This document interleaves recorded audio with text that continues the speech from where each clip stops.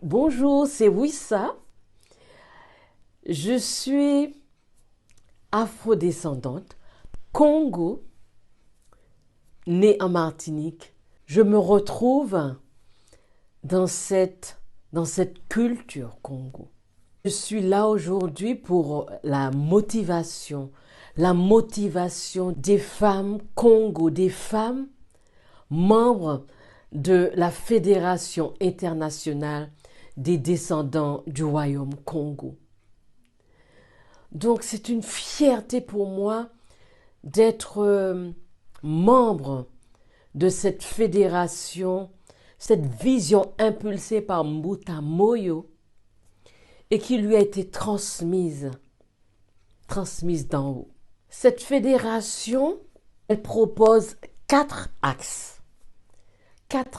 pour la renaissance de cette nation, la renaissance des valeurs, la renaissance de notre tradition Congo.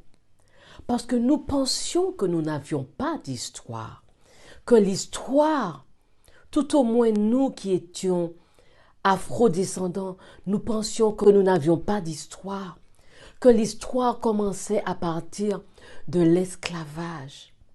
Mais nous avons fait des recherches. Nous avons appris à connaître notre histoire et nous continuons à l'apprendre. Et nous savons que nous avons une histoire. Que nous avons une histoire, que nous avons des valeurs. Et qu'il y a des personnes qui se reconnaissent dans ces valeurs Congo. Donc les quatre axes que propose la fédération, c'est l'apprentissage de la langue Kikongo. Une langue pour nous permettre de nous comprendre. La langue Kikongo. Deuxièmement, le Mandombe, qui est une écriture purement africaine. Une écriture qui nous permettra de faire de belles choses, de faire de la technologie et dans d'autres domaines avec uniquement un système de pensée africain, chose que nous n'avions pas. Il est vrai que j'ai commencé à apprendre le Mandombe. Il est certain que par moments, il faut être très attentif, mais c'est un système pour l'Africain et qui permet de penser africain. Et c'est une écriture, notre écriture à nous. Troisièmement, la religion et la spiritualité. Je dirais plus la spiritualité. Parce que nous avons une spiritualité Congo. Une spiritualité qui est profonde. Nous avons perdu cette spiritualité, mais nous allons la reconquérir. Et puis, une histoire, l'histoire du royaume Congo, l'histoire des peuples Congo. Parce que chez nous, dans la Caraïbe, ou plus précisément en Martinique, j'ai appris que dès qu'il y avait des choses à revendiquer, c'était les peuples Congo qui étaient en avant. Les personnes Congo qui étaient en avant de la lutte, en avant de la revendication, parce que c'était des gens, déjà des hommes vigoureux, et des hommes et des femmes vigoureuses, et des gens qui portaient la justice en eux.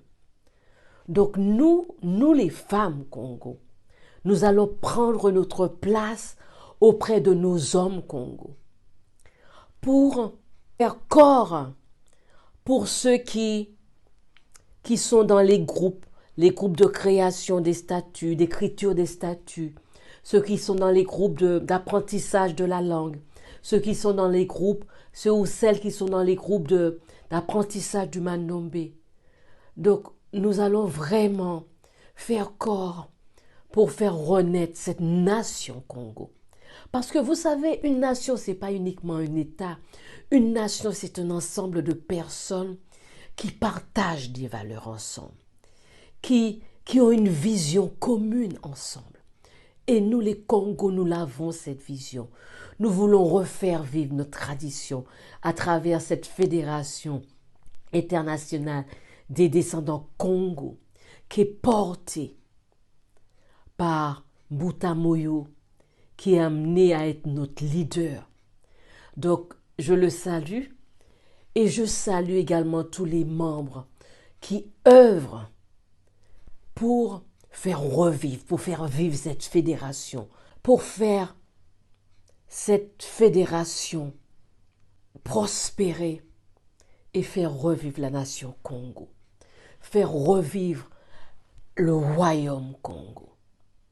Donc je vous souhaite à toutes et à tous, mais particulièrement à toutes, que nous prenions notre place, que nous puissions être là, présentes, et apporter notre contribution.